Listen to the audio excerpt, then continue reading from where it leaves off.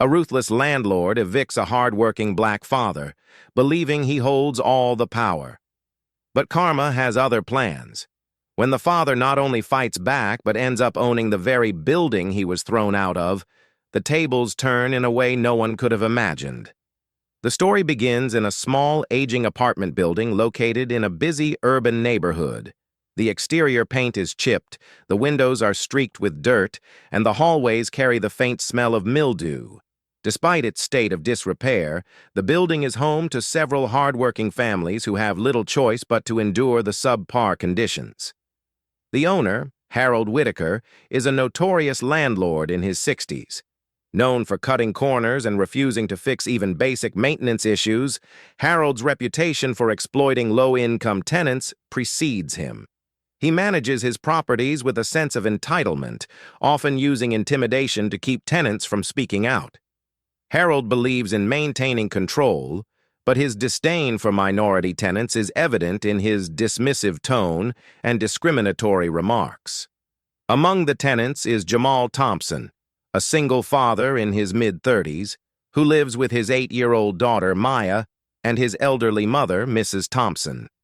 Jamal is a mechanic, juggling long hours to provide for his family. Despite his struggles, he remains optimistic, always greeting his neighbors with a smile. Maya is a bright, curious girl who dreams of being an artist, and Mrs. Thompson, though frail, is the emotional backbone of the family. Jamal's apartment reflects their modest life, a few family photos on the walls, a well-worn couch, and hand-me-down furniture. The family's warmth makes up for the building's shortcomings, but the frequent leaks and faulty heating are constant reminders of Harold's negligence. As the sun sets, Jamal sits at the kitchen table going through bills. Maya colors quietly at the counter, and Mrs. Thompson hums an old hymn. Unbeknownst to them, Harold is about to disrupt their lives in a way that will test their resilience like never before. Harold Whitaker sat in his spacious modern office, a sharp contrast to the rundown buildings he owned. The room was pristine, with polished hardwood floors, leather chairs, and a large oak desk neatly arranged with papers. Harold, in his mid-60s, exuded an air of entitlement. His graying hair was slicked back, and his tailored suit emphasized his belief in appearances, though his actions often betrayed his lack of integrity. Harold's reputation among his tenants was well known. He saw himself as a businessman above all else, unconcerned with the lives of those who rented from him. To him, they were sources of income, nothing more. He avoided spending money on repairs, even for essential issues like plumbing or heating, often dismissing complaints with a shrug and a quick, "Not my problem." His disdain was particularly directed toward his minority tenants, whom he blamed for the building's deteriorating conditions. Whenever Jamal Thompson reported a maintenance issue, Harold was quick to accuse him of causing the problem. "Maybe if you people took better care of the place," he once snapped during an argument, "I wouldn't have to come here at all."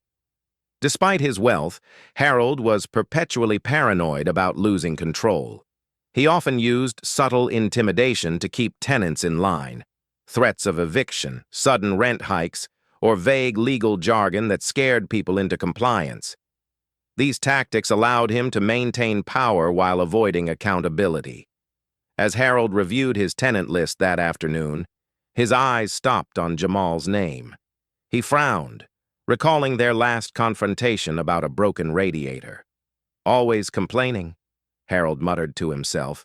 His irritation deepened when he realized Jamal was slightly behind on rent due to an emergency medical bill for his mother. To Harold, this was the perfect opportunity to rid himself of a troublesome tenant. Leaning back in his chair, Harold made his decision. He called his lawyer to draft an eviction notice, his lips curling into a satisfied smirk. For Harold, this wasn't just about rent, it was about asserting his control. Little did he know, the decision he made that day would change everything. The envelope arrived early in the morning, tucked into the crack of Jamal Thompson's apartment door. Jamal, already dressed for work at the mechanic shop, picked it up and frowned. The official-looking letter bore Harold Whitaker's name and the dreaded words, "Notice of Eviction." Jamal tore open the envelope and read through the contents, his stomach sinking with each word. The letter claimed violations of the lease agreement, failure to maintain the property, missed rent payments, and noise complaints. All of it was fabricated. Jamal's rent, though occasionally late, had always been paid. The supposed noise complaints were baseless, as he and his family lived quietly. "Another one of Harold's games," Jamal muttered under his breath, folding the letter tightly in his hand.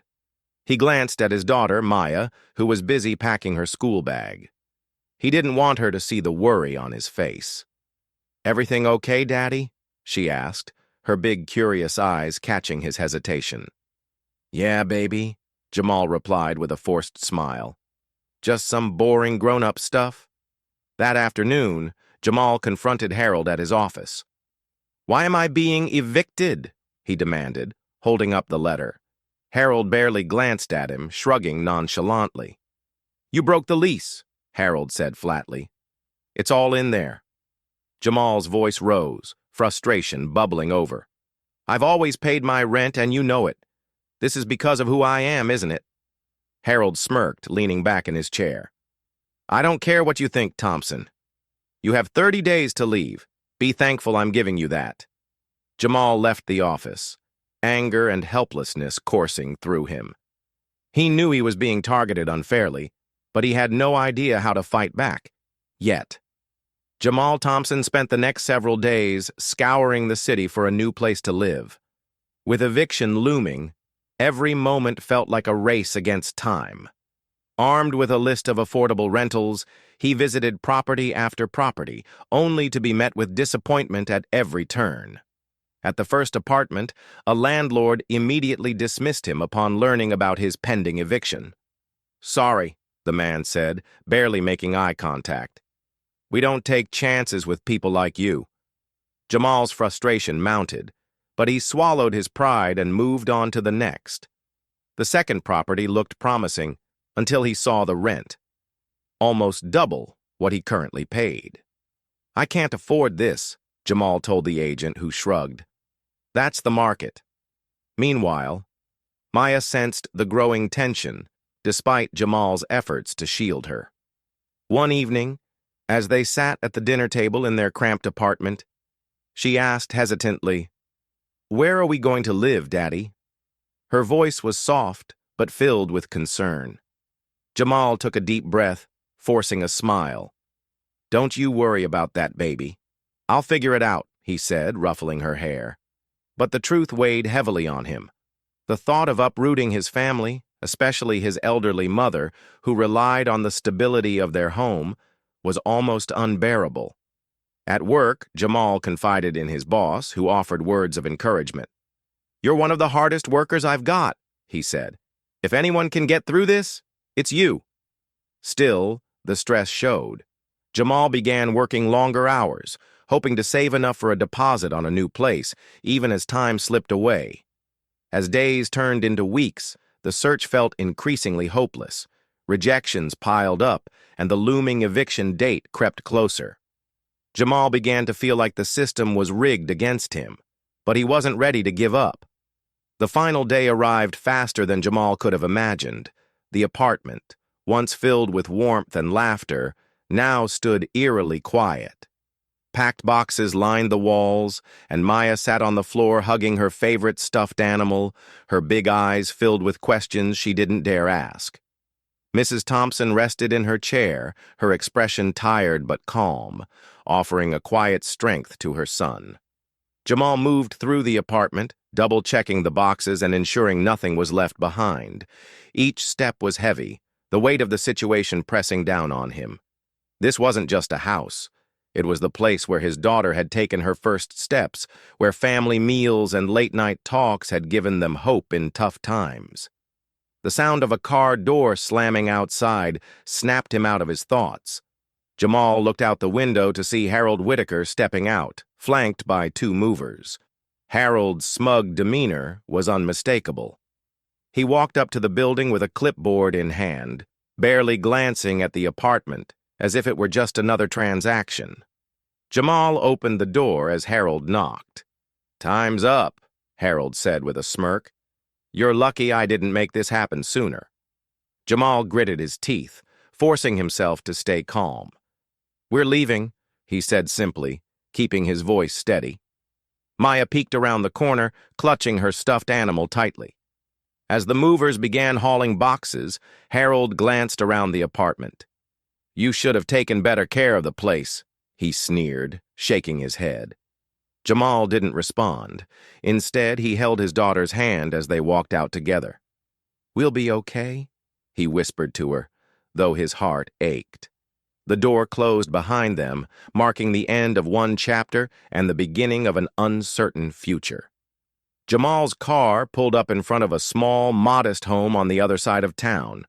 The driveway belonged to his childhood best friend, Marcus, a kind and dependable man who had offered his home without hesitation.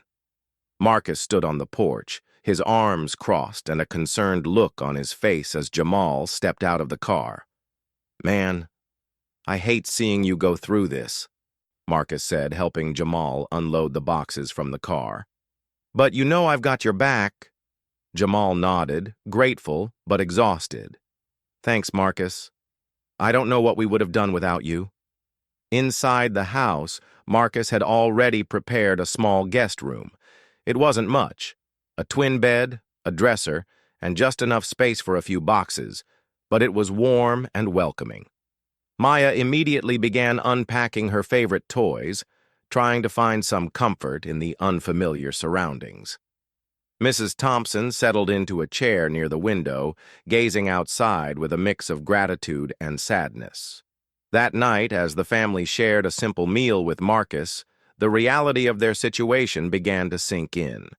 Jamal couldn't help but feel like he'd failed them, even though he knew the eviction wasn't his fault. "You didn't fail, bro," Marcus said firmly, reading Jamal's thoughts. "Harold's the problem here, not you, and we're going to do something about it." Marcus introduced Jamal to a housing advocate he knew, Lisa Carter, who specialized in helping tenants fight back against unlawful evictions. Though hesitant at first, Jamal agreed to meet with her. "It's time to stand up for yourself and for your family," Marcus urged. Jamal didn't know it yet, but this meeting would set in motion a plan that would change everything. Jamal sat in the small, cluttered office of Lisa Carter, a passionate housing advocate with years of experience fighting against predatory landlords. The walls were lined with shelves full of legal books, and her desk was piled with folders marked with tenant names and case numbers. Lisa was a no-nonsense woman in her early 40s, with sharp eyes that seemed to see right through people. After listening to Jamal's story, Lisa leaned back in her chair. "This isn't the first time I've heard about Harold Whitaker," she said, pulling out a thick file. "He's been evicting tenants like you for years, especially minorities and families who can't fight back. But the law is finally catching up to him." Jamal frowned. "You mean he's done this before?" Lisa nodded. "Plenty of times. He counts on people not knowing their rights. But I've got something he doesn't expect. Evidence." She flipped open the file, revealing complaints from other tenants, photographs of Harold's neglected properties, and court documents from past lawsuits he'd settled out of court. As Jamal reviewed the documents, Lisa explained how Harold had used similar tactics to target vulnerable tenants. He fabricated lease violations, delayed repairs to push families out, and manipulated legal loopholes to avoid accountability. "The thing is," Lisa said, tapping the file, "he's made enemies along the way. Tenants like you, community advocates, even some of his business partners, and they're all tired of his games." Lisa suggested gathering more testimonies from Harold's current and former tenants. "If we can prove a pattern of discrimination and neglect, we can file a formal complaint. It won't just be about your eviction, it'll be about holding him accountable for everything he's done." Jamal hesitated. "Do you think we can actually win? Harold has money, lawyers, and power." Lisa smiled knowingly. "He may have power, but you have a voice, and with the community's support, That voice will be louder than anything his lawyers can throw at us. Over the next few days, Jamal and Marcus worked with Lisa to speak with other tenants. Stories of Harold's mistreatment poured in.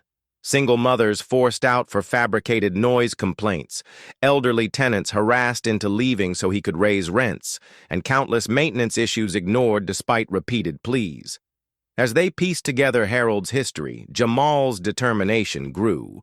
He wasn't just fighting for himself anymore. He was fighting for everyone who had suffered under Harold's greed. By the end of the week, Lisa had enough evidence to file a formal complaint. The case was gaining traction, and local activists began rallying behind Jamal. It was no longer just about one eviction.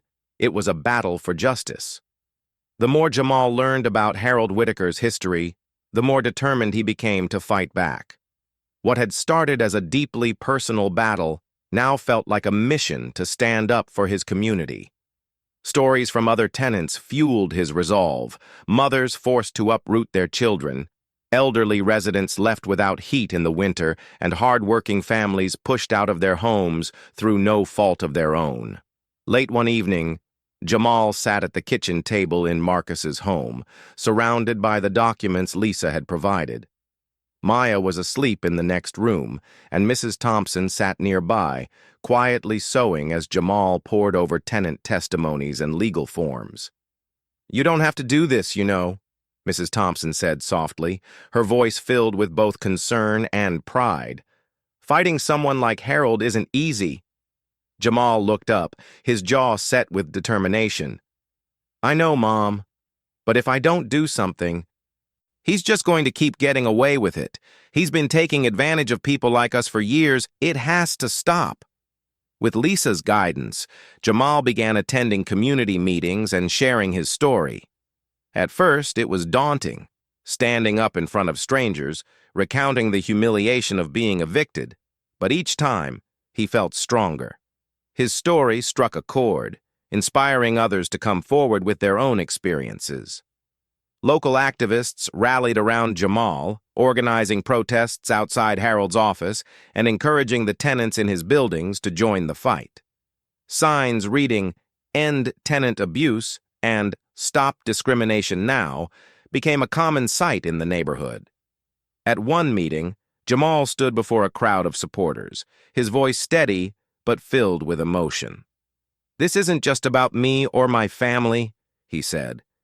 "It's about standing up to people like Harold who think they can walk all over us.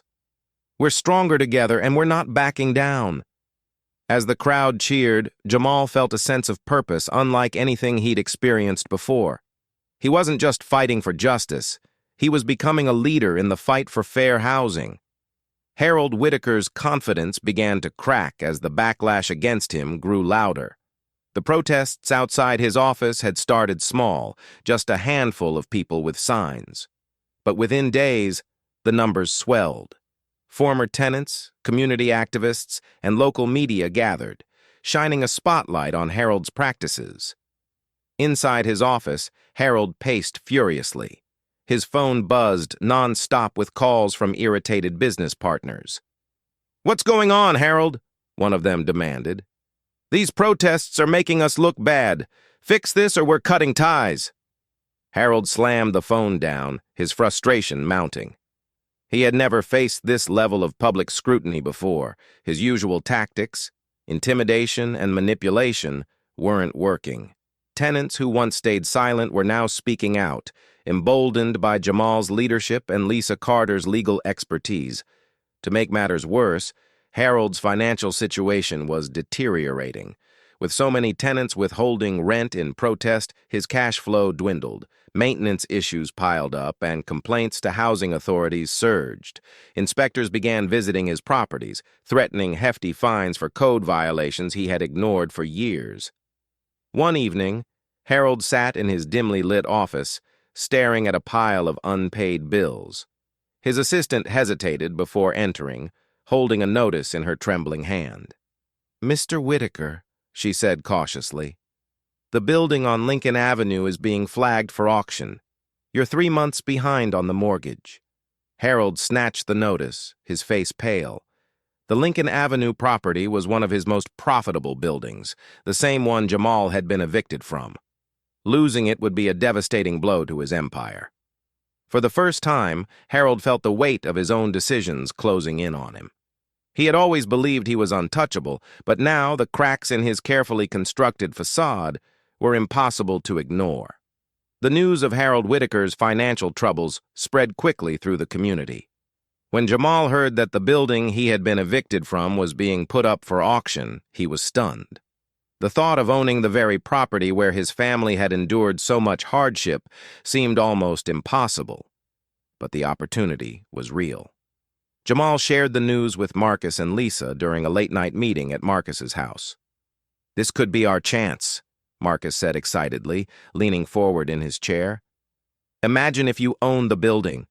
You could turn it into a place where families like yours are treated with respect." Jamal hesitated, the idea overwhelming. "How would I even afford it?" he asked. "I'm barely getting by as it is." Lisa, however, had a plan.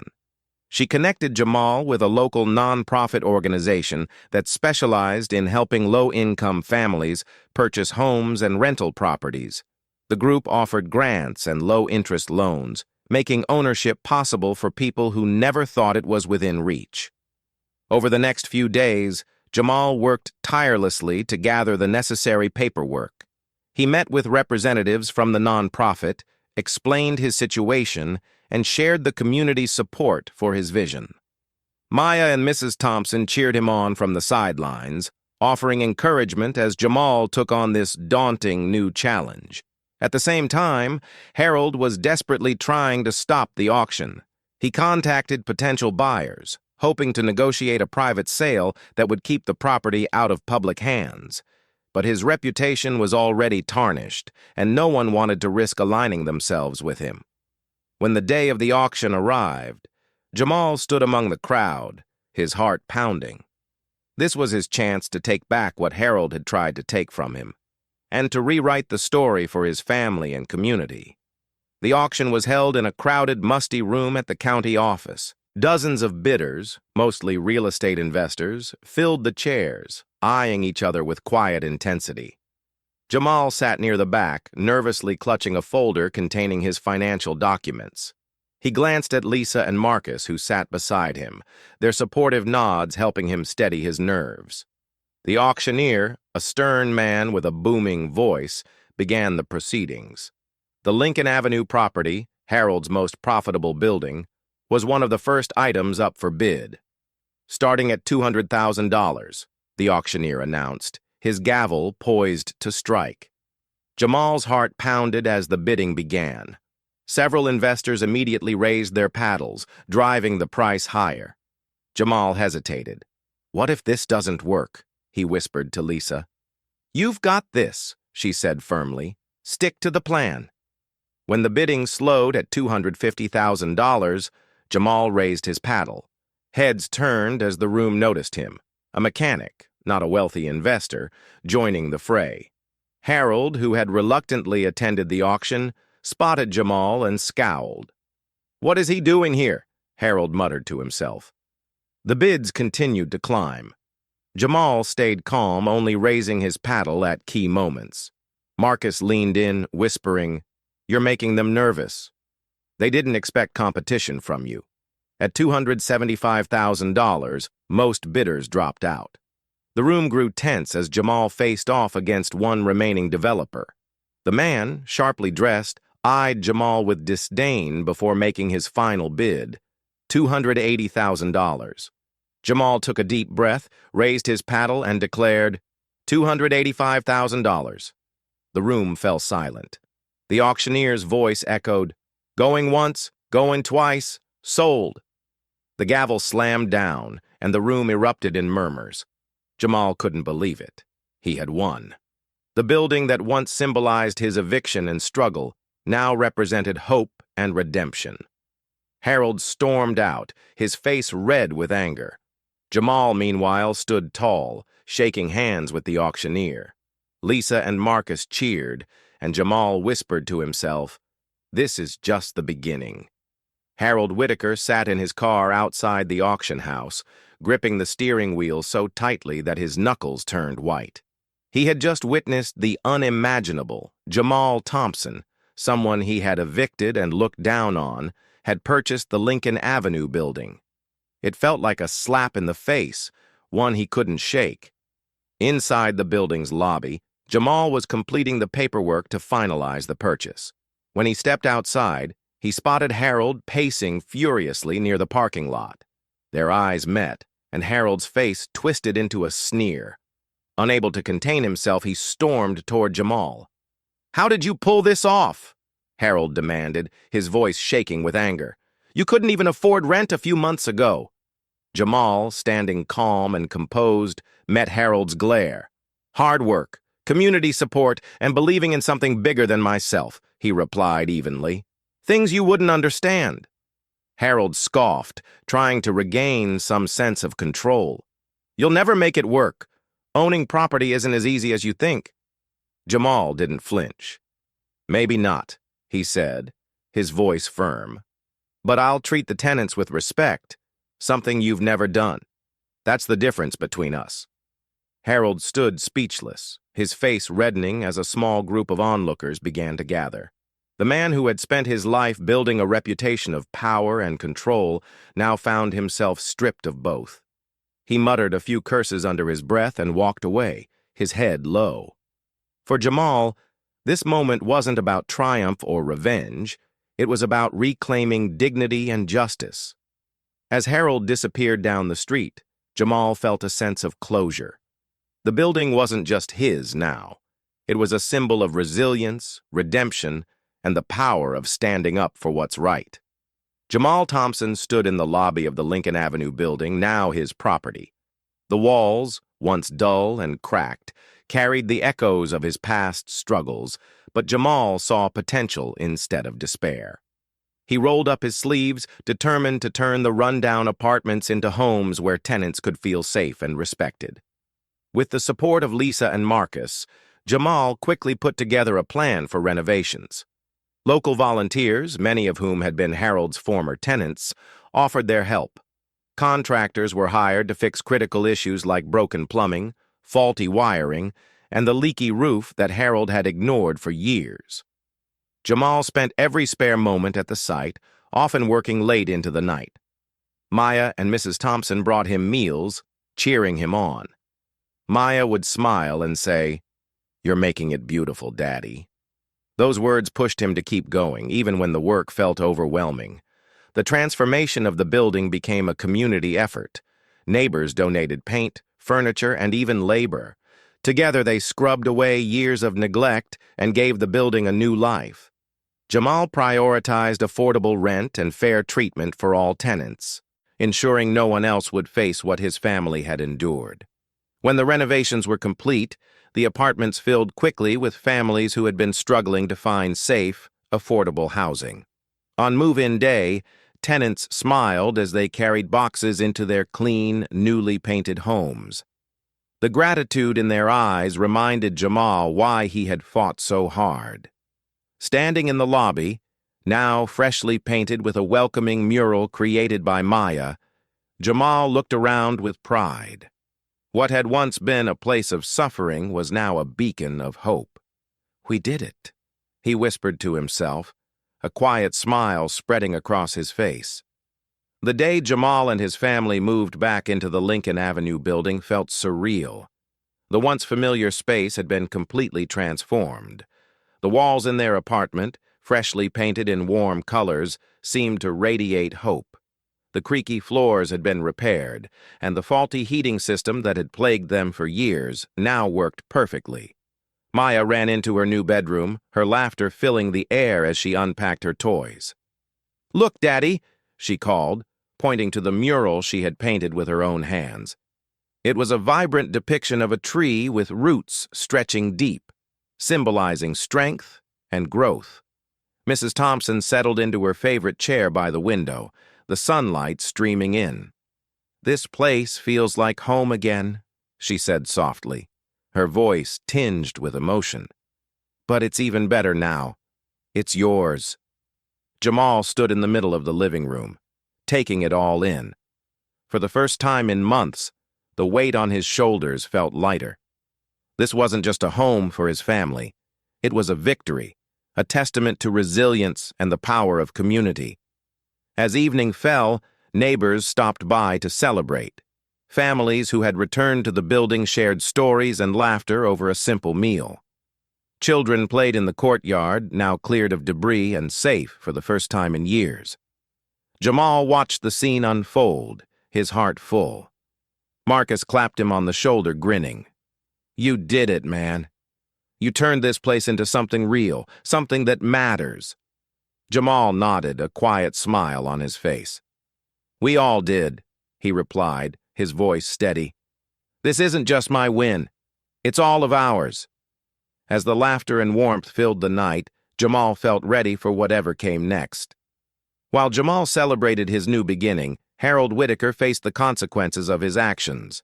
His empire, once built on exploitation and intimidation, was crumbling.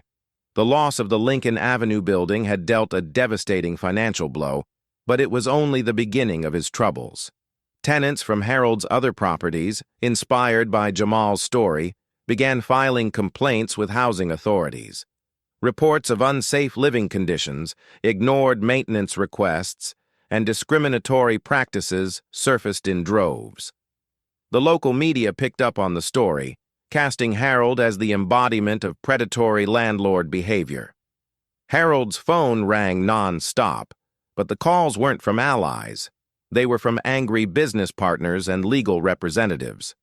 One by one, his investors began pulling out, unwilling to be associated with the mounting scandal. Lawsuits piled up, and Harold spent his days shuffling between court appearances and damage control meetings. At one hearing, a judge sternly reprimanded Harold. "Your blatant disregard for tenant rights and safety is unacceptable," she said, slamming her gavel. "It's time you take responsibility for the harm you've caused."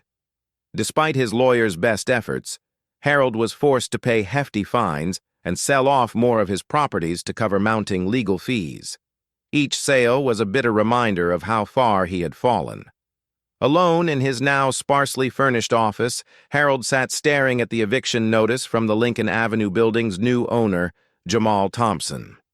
The irony was not lost on him, though he refused to admit fault. His pride kept him from acknowledging the damage he had caused, even as his empire disintegrated. For Harold, the ultimate punishment wasn't just financial, it was the loss of his power and the respect he once commanded. He had built his life on control and dominance, but now he was left with nothing but regret. Meanwhile, the community celebrated Harold's downfall as a victory for justice. His story became a cautionary tale about the consequences of greed and prejudice, while Jamal's triumph served as a beacon of hope and resilience for all who had suffered under Harold's reign. The story of Jamal Thompson and Harold Whitaker quickly became a symbol of justice and perseverance. What began as an unfair eviction turned into a powerful movement that resonated far beyond the neighborhood. News outlets covered Jamal's journey, highlighting his fight for fair housing and the support he received from his community. Social media lit up with conversations about the importance of tenant rights and holding landlords accountable. Hashtags like Fair Housing for All and Justice for Jamal trended for weeks. People from all walks of life shared their own experiences with housing discrimination, creating a broader awareness of systemic issues faced by low-income families. For Jamal, the victory wasn't just about reclaiming the building, it was about creating change. He continued to work with Lisa Carter and local housing organizations to advocate for better protections for renters. Community leaders used Jamal's story as a rallying cry to push for stronger legislation, ensuring landlords like Harold couldn't exploit tenants without consequence. The Lincoln Avenue building became a symbol of hope. Families who moved in spoke of the safe, welcoming environment Jamal had created. Maya's mural in the lobby became a point of pride, reminding everyone of the strength found in community. Even in interviews, Jamal remained humble. "This isn't just my story," he said. It's about standing up for what's right and showing that when we come together, we can create something better. Harold's downfall served as a stark contrast, a cautionary tale about greed and prejudice. His name faded from headlines, replaced by discussions of reform and resilience. In the end, Jamal's fight wasn't just about one building or one family. It was a wake-up call to an entire system.